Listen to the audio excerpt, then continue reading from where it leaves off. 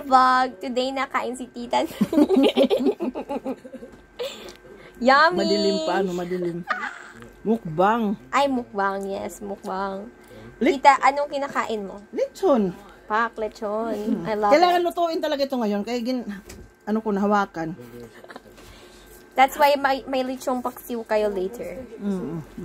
Uy, ano nang bibilhin natin? Ano bilhin nyo? Perfect. Hi, tita.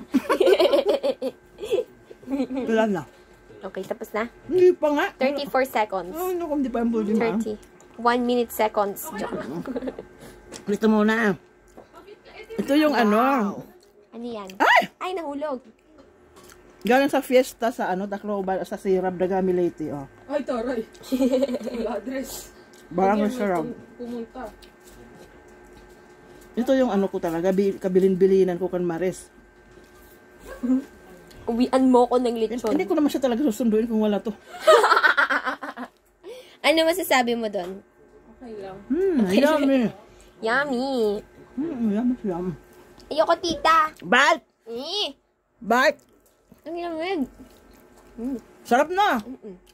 I love it. May lasa siya. Muna lang. Tita! Yan, yung nagluto niyan, yan sana yung magluluto kaya sa sa bahay. Oh. Kaso, Yan. okay. Uy, Ang Angela! sarap-sarap. Lasa pala. Ano? Ano?